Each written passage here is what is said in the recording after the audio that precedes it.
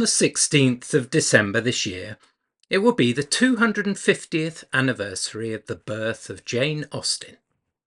Her 6 major works and the many screen adaptations paint a wonderfully intimate and realistic picture of life during and just after the time of the Napoleonic Wars. As a result, she has long been held in high regard by many. She is, in my opinion, one of the finest writers in English language. The key attraction for me is the way the stories shine a light on domestic life in early 19th century Britain, at a time when the war with France would have been having a serious impact on ordinary people. And yet, it is rarely directly mentioned in Jane's novels. War with France had essentially become a simple, normal fact of life that went forever on, and the rising food prices and taxation needed to pay for it were simply accepted. 2 of Jane's principal books, Persuasion and Mansfield Park, contain key characters connected with the Royal Navy. In Persuasion, we have Captain Wentworth and Admiral Croft, while in Mansfield Park we have the young, ambitious midshipman, William Price, and another senior flag officer, Admiral Crawford, who lives scandalously with his mistress. Could this be a jab at Nelson, perhaps? Naval officers of the period were viewed with a certain amount of reverence, instrumental as they were in protecting the country from invasion. This comes out clearly in Jane's stories. She talks of the struggles of a junior officer to receive promotion without patronage, and of captured prizes and the prize money awarded for the captain. The prize system enabled a person of relatively humble birth to potentially make their fortune and rise in society, a rare opportunity for social mobility. Elsewhere, Jane mentions the studying of naval lists and the tracing of the captain's former commands. Her novels also bring out a sailor's love of his ship, no matter how old or battered she may have been, something very familiar to those who have served on board. All of this suggests a detailed knowledge of the service. We even hear that Captain Wentworth had achieved his promotion to the rank of commander as a result of the Battle of San Domingo, a real sea fight that followed closely after Trafalgar. What could have given Jane such an insight into Nelson's navy? It comes as no surprise to find that not one, but 2 of her 5 brothers, Francis and Charles, were both naval officers. You see here the Steele's Navy list showing both of these brothers as they appeared in 1810. Some of the key details from their careers seem to have become interwoven into Jane's stories. We also have the few remaining letters from Jane, which set out her worries and pride for her 2 seafaring brothers. It is unsurprising that 200 years later, Jane's letters and novels appear to have provided inspiration for my other favourite writer, Patrick O'Brian. Indeed, as you will see, he borrows a number of details for his Aubrey and Maturin novels, including minutiae such as the numbering of letters sent off to the ships serving overseas. One of O'Brien's principal sources will have been the wonderful archive held at the Royal Museums, Greenwich, holding in their cared library the private logbooks for both Francis and Charles Austen, as well as letter books.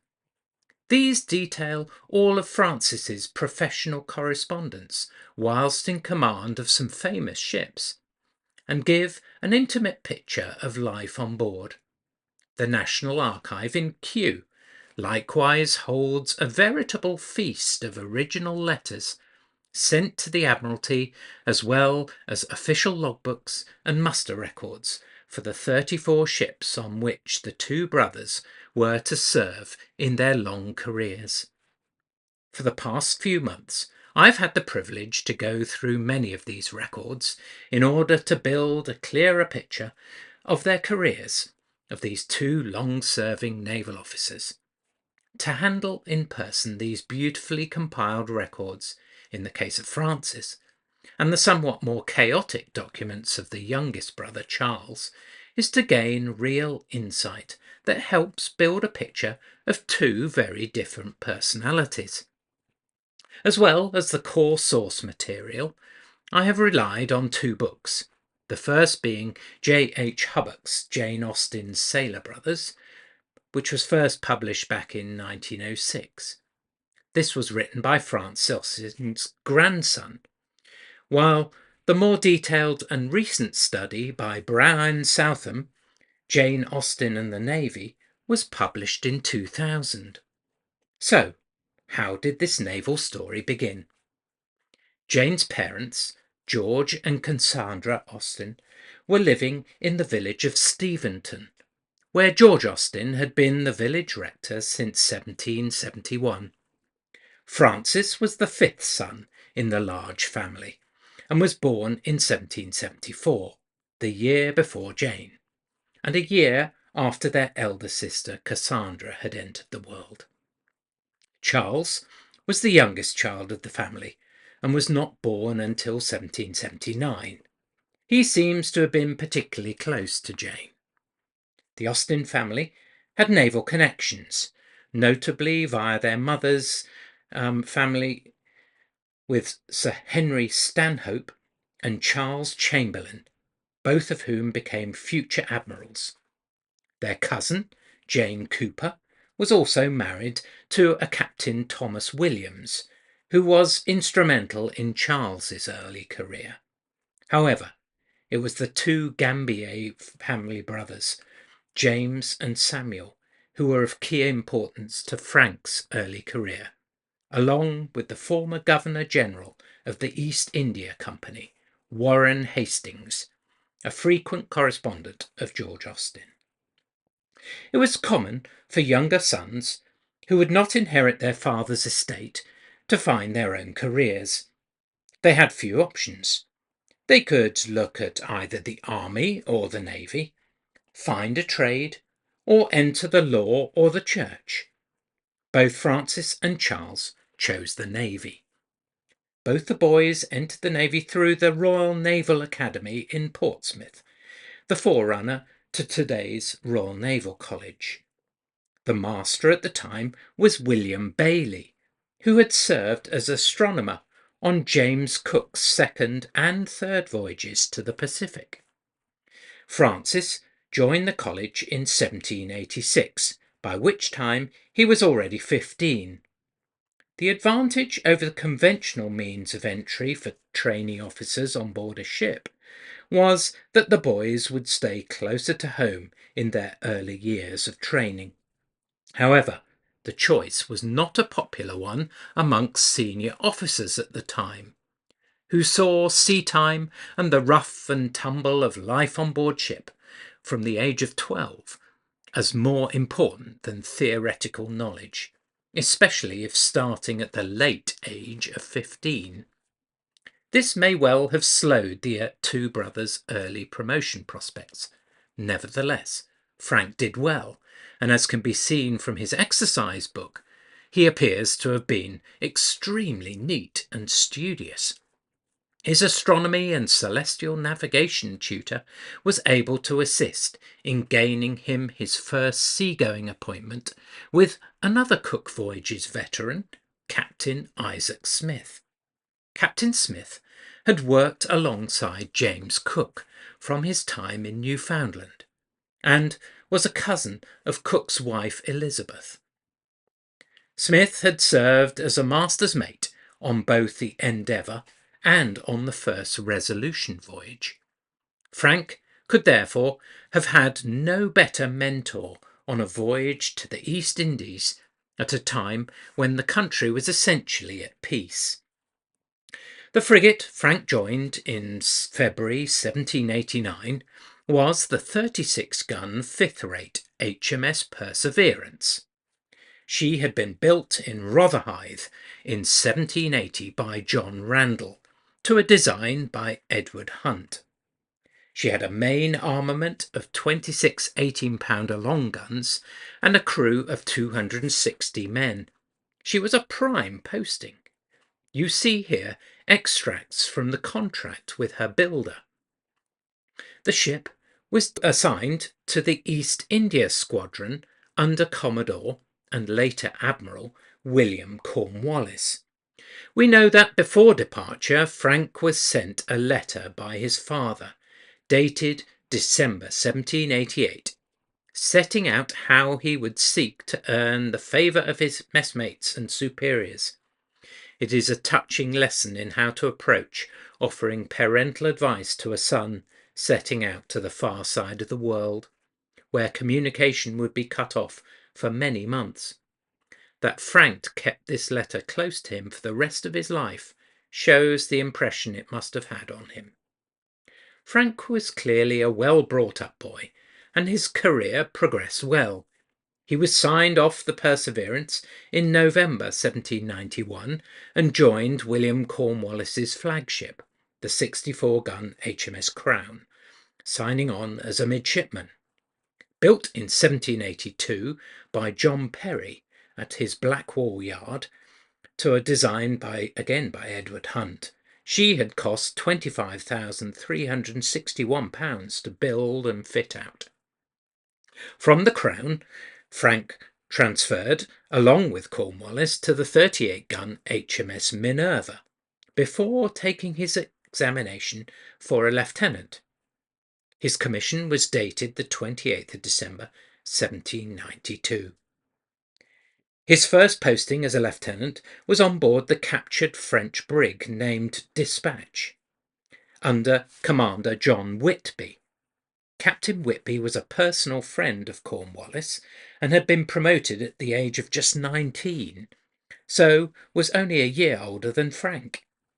The ship's task was to act as a messenger ship in the East Indies until March 1794. When he returned home and transferred to the newly built 16-gun sloop of war, HMS Lark, which was fitting out in Woolwich Dockyard, as the war with France was now underway. The Lark was based on the lines of a captured French ship, the Amazon. Charles Austen followed his brother's career and chose to join the Naval College in 1791.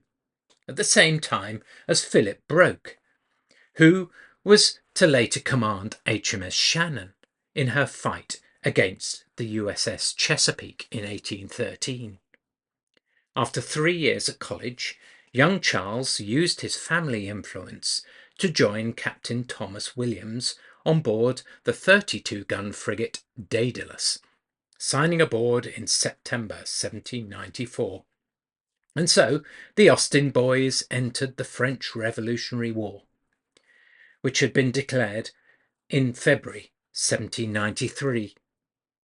It would continue through until June 1815, with only the temporary Peace of Amiens and the brief abdication of Napoleon in 1814 as its respite. The Daedalus was to be posted to Halifax, somewhat removed from the theatre of action around the coast of France. In July 1795, Captain Williams was transferred across to the 32-gun HMS Unicorn, which had been newly built at Chatham Dockyard in 1794. On the 8th of June 1796, the Unicorn, in company with the 36-gun HMS Santa Margarita, fell in with two 36-gun French frigates, the La Tribune and La Tamise. They were sailing in company with the 18-gun corvette La Ligurie. While the Santa Margarita tackled the Tamise, the Unicorn chased La Tribune. A 35-minute duel began, and the Unicorn took the surrender of the French ship. Captain Williams was awarded a knighthood for the action, and this will have been Charles's first taste of prize money, as La Tribune was purchased into the service. In 1797, Charles again follows his captain into the new-built 44-gun HMS Endymion. If ever there was a crack frigate to be associated with, it was this fine ship. Ordered at John Randall's yard in Rotherhithe in April 1795, she was launched in March 1797. She had cost £18,012 to build, and a further £11,652 to fit out and copper at Deptford. The Maritime Museum has a wonderful image of the stunsail boom fittings on the topsail yards, as you can see here. Her main armament was 26 24-pounder long guns with 18 32-pound carronades and 2 9-pounders as bow chasers. This time, the ship's posting offered far more opportunity for action, assigned as she was to the Irish Sea and Channel Station. She transferred to the North Sea in October 1797, and they joined the British fleet under Admiral Duncan just a day after the Battle of Camperdown. The Endymion was instructed to chase the escaping Dutch ships after the battle was over. Sadly, they were unsuccessful in adding to the fleet's list of prizes. Young Charles remained with this ship until December 1797, when he won his commission as lieutenant. It was dated the 16th of December of that year, and his sister Jane's birthday. Charles's first posting as a lieutenant was on board the 16-gun sloop of war, HMS Scorpion. He joined the ship just as she was coming out of a refit at Deptford, and Charles was soon heading back across the Atlantic to operate on the West Indies station. More action followed in April 1798, with the capture of the French 6-gun privateer Le Courrier. However, in December 1798, he transferred across to the 38-gun HMS Tamar, another Chatham-built frigate. His new commander was Captain Thomas Weston. However, the posting was very short-lived, as Captain Williams requested his return to the Endymion. He would remain with his old ship from February 1799 through until 1801. Charles's time on board was particularly busy in 1800, with 4 substantial prizes being captured, most notably in May 1800, the 18-gun privateer Le Scipio. Captain Williams describes her as quite new and very complete, and sails extremely fast. After a merry chase in a gale of wind, Charles was sent off in a small boat with only 4 other men to take possession of her. He earned £30 in prize money and took the opportunity to buy gold and topaz crosses for his 2 sisters. O'Brien and Forrester couldn't have written it better. True boy's own stuff. Meanwhile, Frank had had to face a dull series of commissions with the Channel Fleet. After a year in the Lark, he spent just 4 months on the 32-gun frigate Andromeda, before transferring on the 14th of September 1795 to the second-rate 98-gun flagship of Rear Admiral Cleobury Christian, HMS Prince George. He was on board for just 2 months, before shifting with the Admiral to the second-rate HMS Glory, assigned to the West Indies squadron. However, before departure, he transfers across to a newly built frigate, HMS Shannon. This 32-gun, 12-pounder frigate, not to be confused with her famous 1812 war namesake, was fitting out in Deptford under the command of Captain Alexander Fraser. Again, Frank's time on board appears short-lived. He seems to have been spending his time overseeing dockyard work on these recent commissions. However, finally, his luck changes, and in September 1796 he joins Captain John Gore on board HMS Triton, a 32-gun, 12-pounder frigate, fitting out again in Deptford. She was, again, a new-built ship, built by Francis Barnard at Deptford Green shipyard. Frank's time with John Gore was to be successful, with a series of prizes taken, including, in February 1797, the 18-gun privateer Le Difficile, manned by a crew of 206 men. Later, as part of a flying squadron under the command of John Borlase Warren, in August 1797, she fell in with a French convoy. 5 French merchantmen were captured, and the protecting gunboat was destroyed. However, he was to miss out on the Tamar and Captain John Gore's greatest triumph, which came in October 1799, when he captured 2 Spanish frigates. The prize money they captured was around 2 million Spanish dollars. In October 1797, Frank signed on board the 38-gun frigate Seahorse under Captain Edward James Foote, who had just replaced Nelson's favourite Captain Thomas Trowbridge. The frigate had been one of the fleet that attempted to capture Santa Cruz during the fight in which Nelson lost his right arm. Frank's time on board the Seahorse was less exciting. However, on the 16th of January they captured the French 18-gun brig La Belle Épouse off the Irish coast. She was brought into the service and will have given Frank a taste of prize money. However, his time on frigates was drawing to a close. On the 10th of February 1798 he signed off to be transferred to become First Lieutenant of the 90-gun HMS London, which was operating off Lisbon. Her commander was Captain John Child Purvis. Promotion for Frank came once again thanks to the efforts of his patron, James Gambier. He was made commander on the 3rd of February 1799, being appointed to the command of the sloop of war Petterel. The joy in Jane Austen's letters to her sister about this event shows how proud they were all of this achievement.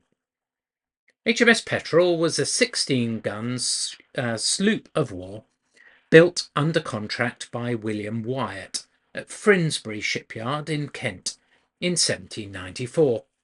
She cost £3,936 to build, with a further £7,694 in fitting out costs at Chawton before her delivery. You see her plans here, along with a contract for her construction that are held at the Maritime Museum in Greenwich. The ship had been briefly captured by the French off Minorca in November 1798, and was captured again by the frigate HMS Argo only a day later. Brought into Gibraltar, Frank went on board to supersede Captain John Morehouse. Frank's logbook commences on the 27th of February 1799, and so begins a tale straight out of the pages of Master and Commander, and very similar to the events seen in the logbooks of Thomas Cochrane's HM brig Speedy, on which that book was largely based. Both Cochrane and Frank were under the command of Admiral Lord Keith. The next 20 months would see Frank mould his ship's company of 121 men into an efficient ship, and bring him into association with no less a figure than the hero of the Nile, Horatio Nelson. At the time Frank's first signs on board, it seems the ship's master had absented himself without leave. He was later to be court-martialed and dismissed the ship. Frank had to run the ship without a master until John Thompson was promoted to fill the position on October the 28th, 1799. You see the title page from the master's logbook here. Whether or not the former master had deserted due to unhappiness within the crew during her previous commission has not been identified. However, the pages of the log indicate that Frank was a very harsh commander, suggesting he was dealing with long-standing issues. His first punishment was just 4 days after he joined the ship, and the numerous punishments that follow often include multiple offenders on the same day, with drunkenness and neglect of duty the usual causes. Despite the harsh atmosphere on board, Frank was faced with good fortune on his independent cruises and message-carrying duties. The logbook records frequent chases and cutting-out exercises. In April 1799, the log recorded the capture of a fishing boat loaded with 9,000 Spanish dollars and a brigadier general on board. Frank received $750 as his captain's share in this prize. On the 10th of May 1799, the logbook records the passing of urgent dispatches to Nelson. One of the first copied letters in the letterbook that spans many years of Frank's career is a letter dispatched to Nelson in Palermo, carried by the ship's first lieutenant, warning of the breakout of a combined French and Spanish fleet. You see it here. March 1800 saw the capture of the French brig La Ligurienne. This period painting of the battle suggests that the action was highly valued by one of the officers on board. The record of the list of casualties shows the French master and a seaman were killed on the brig, while Petrel suffered no casualties. A total of 3 prizes were taken back to Minorca after this action. He would not be so successful in April 1800, and the log and muster record show the death of these crewmen. The next cruise took the Petrel to Malta, where the British squadron was blockading the French.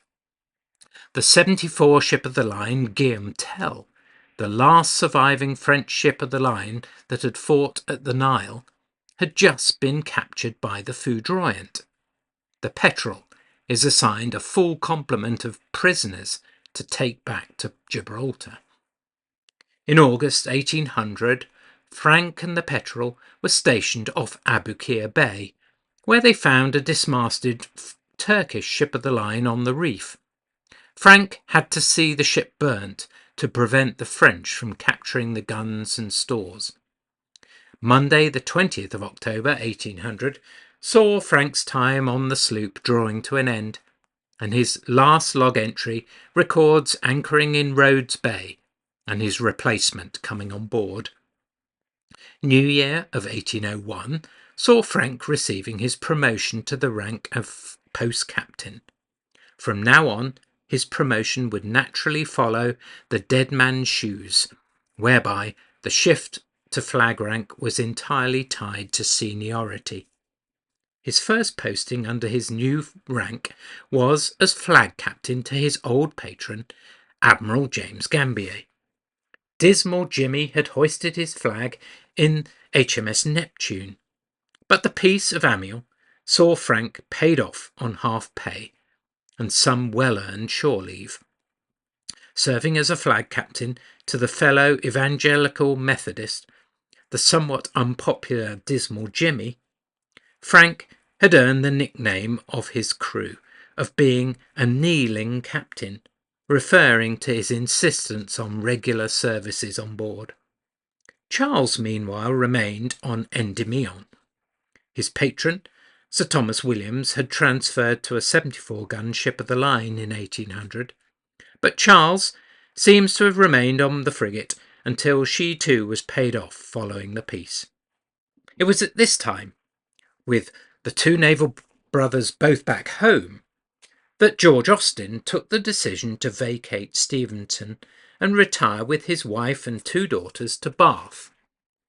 Frank and Charles's oldest brother James took over as rector of the parish, and the relocation was somewhat traumatic for the girls, who had to leave their childhood home. Nevertheless, the peace for the brothers proved short-lived, and in April 1803 Charles signs back on board the Endymion, this time under the command of Captain Charles Paget. The ship heads for the West Indies, and on the 23rd of June 1803 there was the excitement of action again, with the capture of the French 18-gun corvette La Bachante. Nothing, it seemed, could escape the fastest ship in the Royal Navy.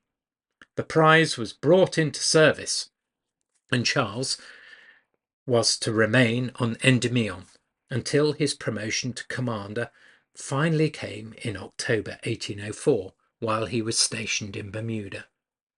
Meanwhile, Frank was not idle. He had taken a shore posting as the captain of the Folkestone Sea Fencibles.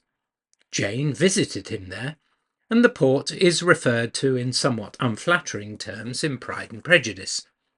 Frank remained in his role until appointed to the command of the 50-gun HMS Leopard in May 1804. She was the flagship of Rear Admiral Thomas Louis. The Leopard, of course, is famous for its later involvement in the scandal that nearly started war with the United States in 1807, when Captain Humphreys fired on the USS Chesapeake, who had refused to stop and permit a search for British deserters. However, she is also known to have been the ship chosen by Patrick O'Brian for the fictional Captain Jack Aubrey in his novel Desolation Island, a book in which he borrows heavily from the logbooks of another hero of mine, the former cook apprentice Edward Rieu, and his ship HMS Guardian. Leopard had been built in 1790 at Sheerness Dockyard by William Rule to a design by John Williams. The fourth-rate two-decker was armed with 22 24-pounders on the lower deck, and the same amount of 12-pounders on the upper deck. Frank's time in command of the Leopard was spent on blockade duty off Boulogne, and she had just completed a refit at Chatham at a cost of £10,152. Frank remained in command of the ship until January 1805, and 2 logbooks survive from this period.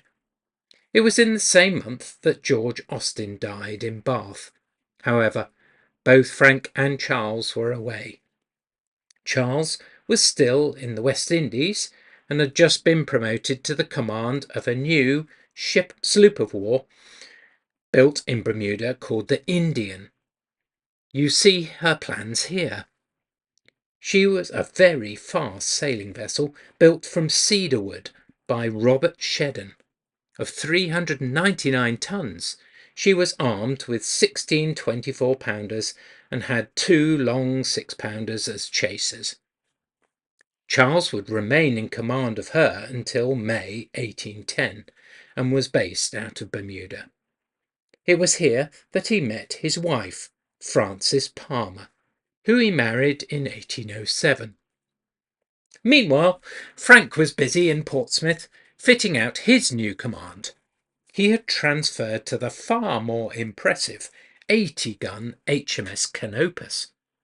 Thomas Louis once again raises his flag with him in March, and they head out to act as second in command to Nelson off Toulon. Canopus was a captured French prize from the Battle of the Nile that had been previously named La Franklin. She was known as a fine ship, built in Toulon between 1794 and 1797. She was one of 8 ships in the Tonnant class. After her capture, she had been refitted at Plymouth Dockyard in 1803. She was armed with 32 32-pounders and the same number of 18-pound long guns. As secondary anti-personnel weapons, she had 16 32-pounders on the quarterdeck and forecastle.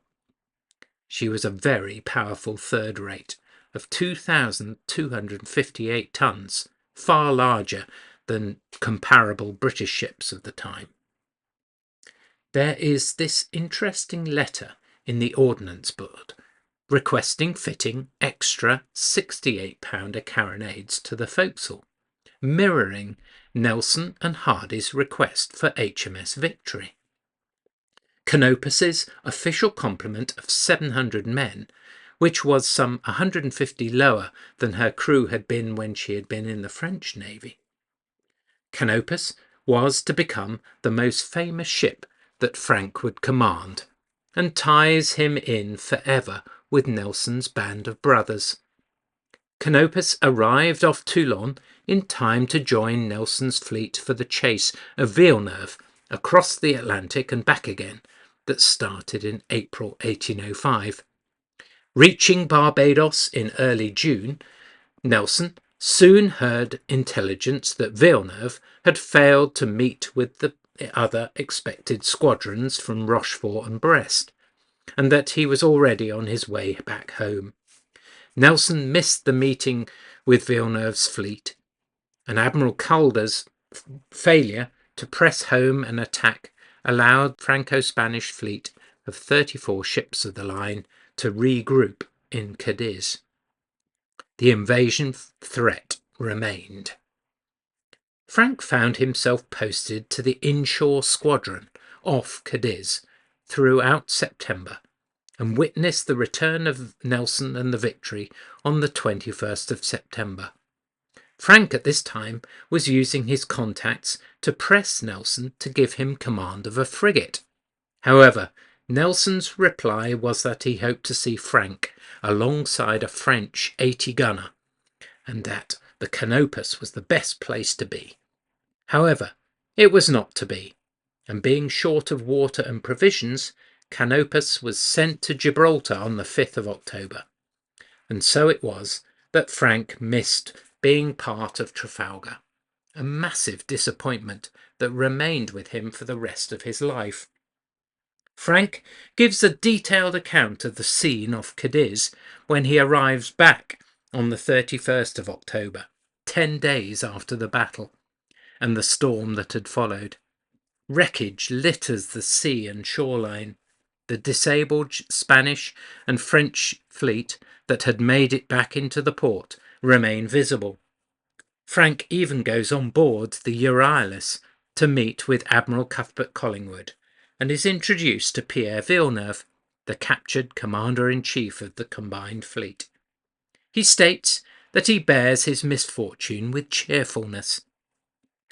On the 15th of November, HMS Superb, under Admiral Sir John Duckworth, joins the fleet. Thomas Louis becomes his second in command in a small squadron of 6 ships that are dispatched to be stationed off Portugal. A similar size French squadron escapes the blockade, and a chase back to the West Indies once again takes place. Finally, on the 6th of February 1806, Duckworth's fleet caught up with the French fleet off San Domingo. Frank finally had his chance to make up for missing Trafalgar, albeit on a far smaller scale. Canopus was by this time a tired ship, well overdue a refit, and was late into the action, followed by the old Trafalgar and Copenhagen veteran, Nelson's favourite, the Agamemnon. However, Frank records bringing down the masts of his first opponent and felling the remaining mast of the already damaged French flagship, the first-rate 3-decker Imperial of 118 guns. Both Imperial and the 84-gun Diomed were wrecked on the cliffs of San Domingo, where they would be burnt a few days later. The remaining 84 and 2 74s were taken as prizes back to England, and so ended the last major naval battle under sail during the Napoleonic Wars. Canopus returned to England and faced a serious incident when the ship broached in heavy seas, following the tiller breaking. While the ship survived, the ship's muster and paybook records were soaked in water. Unable to submit the full log records on his return, it would take him until 1809 to receive his pay from the commission. This caused Frank much hardship. However, despite this, Frank took the opportunity to marry to Mary Gibson in Dover in July 1806, while the Canopus underwent a 2-month repair at the cost of £31,804 at Plymouth Dockyard. The ship would go on to remain a popular and active ship until 1878, when her masts were removed in Plymouth. She would be finally sold for breaking up in 1887 to John Pethick for £1,750. Frank remains on shore leave, enjoying married life until March 1807. He then signs on HMS St Albans, joining the ship at Sheerness. The St Albans was an elderly 64-gun third rate, with 26 24-pounders on the lower deck and the same number of 18-pounders on the upper deck. With a tonnage of only 1,380, she was less than half the size of the mighty Canopus. She had been built by John Perry at his yard in Blackwall in 1764 to a design by Sir Thomas Slade, and completed her refit in May 1807. Frank was to remain with her until September 1810, and he convoyed a fleet of East Indiamen to the Cape, allowing him to survey Simon's Bay and the coast of St Helena. In 1808, Frank and the St Albans were involved in the transporting of troops and supplies for the Peninsular War, and in January 1809 he oversaw the evacuation of the remnants of Sir John Moore's army from Corunna. Meanwhile, Charles was still in command of the Indian in the West Indies and North American stations, patrolling and intercepting American ships in search of deserters and any seeking cargoes bound for France. This was an unpopular task and was pushing the American government towards the war that would come in 1812. In 1808, HMS Indian captured a small prize, the privateer Le Jeune Estelle. However, this would be Charles's only prize money. Another schooner he captured was less successful, as she was lost at sea, along with 11 of his crew, including 2 young midshipmen. It was a sad loss. However, Charles was receiving the praise and attention of Earl Harwood, who was to become his new patron. Finally, on the 10th of May 1810, Charles receives his promotion to the rank of post captain. He was transferred to become flag captain to Admiral Sir John Borlase Warren, on board the 74-gun Trafalgar veteran HMS Swiftsure.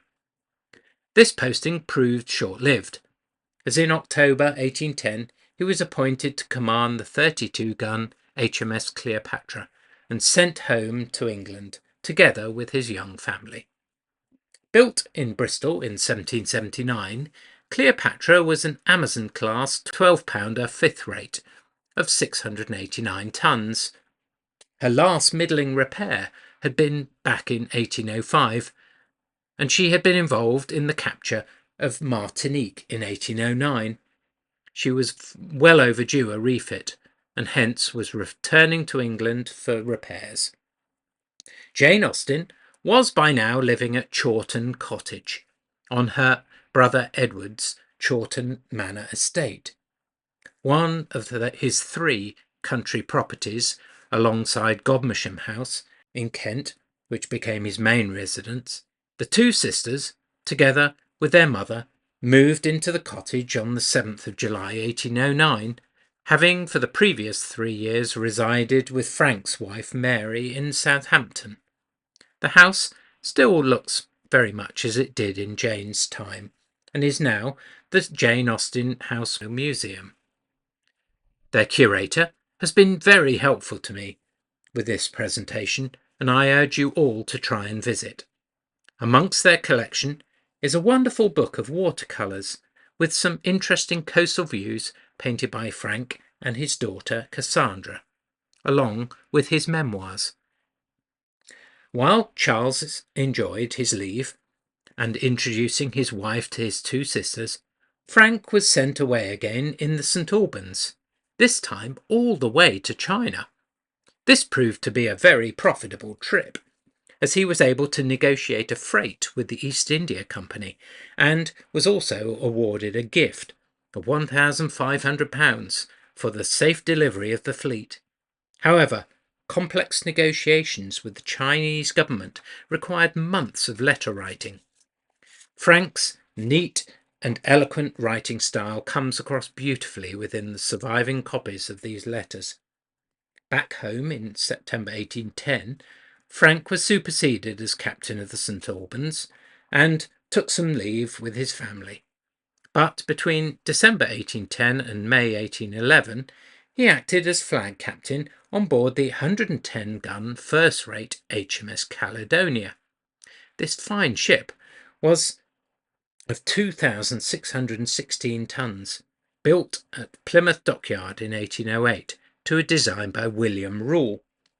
She would end up being converted into a hospital ship in 1855, and she would eventually be broken up at Chatham in 1875. You see her here in action when acting as flagship of Edward Pellew off Toulon in February 1814. Frank was superseded by Captain Peter Hayward, the former Bounty mutineer.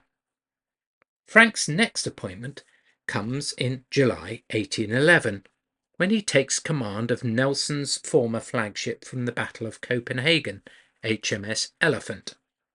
Built as one of 10 Edgar-class 74-gun ships at Burleston shipyard in Hampshire in 1786 by George Parsons, with a crew of 550 men, and being of 1,616 tons, Elephant was larger than the St. Albans, but still small compared to the Canopus and the mighty Caledonia.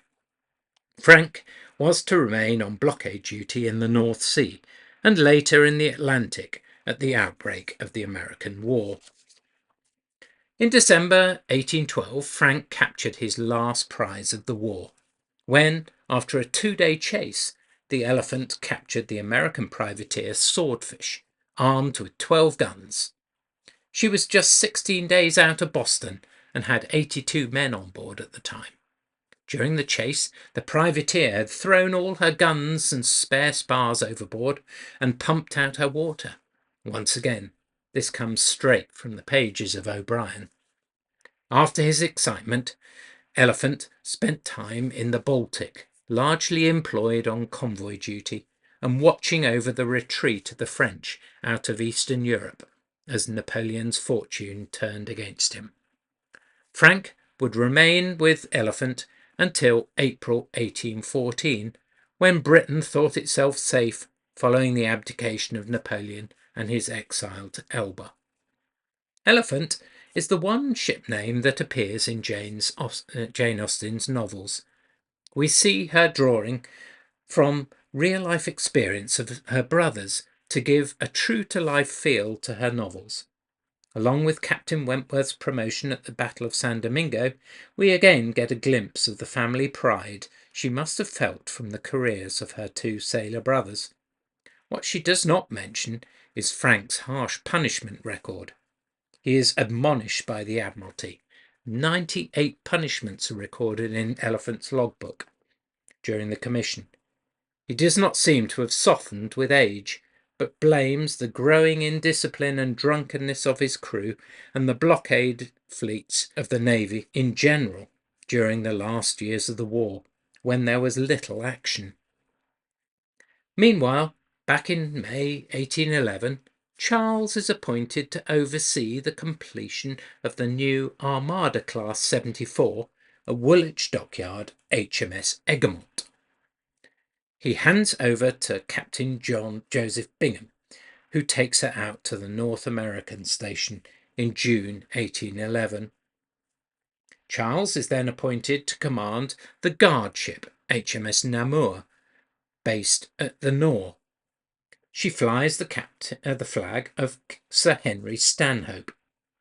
This veteran of the Battle of Cape Ortegal had been originally a 90-gun second-rate built in 1756. However, she had been cut down and razzied to a 74-gun two-decker and rebuilt in 1805. In November 1805, she had led the capture of the squadron that had escaped from Trafalgar under Admiral Dumanoir. This included the 74-gun Duguay-Trouin, renamed HMS Implacable. She would be the last French-built ship of the line, which was tragically sunk after World War II in December 1949. Unusually, it seems, Charles had his wife and young girls living on board the old ship, as money was short, and the local towns nearby were not very pleasant to live in. Charles remained in the Namur until September 1814, when, in the dying months of the short peace, he was given command of the 36-gun HMS Phoenix, stationed in the Mediterranean. Phoenix is on the scene to follow Napoleon's escape from Elba in March 1815. Built at Burleston shipyard by John Parsons to a design by Edward Hunt in 1783, she had an 18-pound main armament and was registered at 884 tons, with a length of gun deck of 137 feet, and she housed a complement of 260 men. Charles was unlucky on the ship, as on the 20th of February 1816 she was wrecked off the coast of Izmir in a gale, due to poor local pilotage. We have Charles's private journal, which gives an account of the wreck, detailing the ship being struck by lightning, grounding, and having to cut away the masts. He also talks of the subsequent attempts to salvage parts of the vessel before the remains were burnt on the 2nd of March. The court-martial that followed exonerated Charles of any blame, but it would be 10 years before he would receive another command. Both brothers were on half pay. A captain would only receive 14 shillings and 9p per day, or around £269 per year. This would not be much to live on given the size of both brothers' families. Their finances were further impacted when their brother Henry's bank, Austen, Maund and Tilson, was declared bankrupt in March 1816. After leaving the Elephant, despite seeking employment from the Admiralty, Frank had no luck. Did his punishment record and evangelism work against him? Frank would remain on half pay for 30 years. Following Jane's death in July 1817, he focused his attentions on seeing to the publication of her last 2 novels, including Persuasion. Despite frequent applications to the Admiralty, Frank would not have another active command until he reaches flag rank. His first wife, Mary, sadly died in childbirth in 1823, and the Austen brothers' mother followed in 1827, at the grand age of 87. However, in 1829, Frank marries Martha Lloyd. She had been Jane Austen's best friend, and had lived with Jane, Cassandra, and their mother at Chawton Cottage. Appointed Rear Admiral in July 1830, Frank at least saw his half pay rise to £456 per year. Frank returned to active service in 1844 as the Commander-in-Chief of the North America and West Indies Squadron, flying his flag in the 50-gun HMS Vindictive. His flag lieutenant, while on board, was his own son, Herbert Grey Austen, who was the 6th of his 11 children. Herbert, who had been born after the end of the Napoleonic Wars in 1816. The ship, it seems, was quite a family ship, with Frank's brother Charles's son, John Austen, who had been born in 1821, also serving on board, this time as a junior lieutenant. Vindictive had been built in 1813 at Portsmouth Dockyard under the supervision of Nicholas Diddams.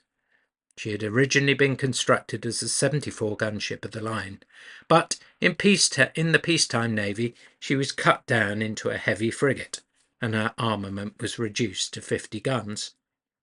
It was during this commission that Frank and his daughter Cassandra painted a series of watercolours, now held at the Jane Austen House Museum in Chawton.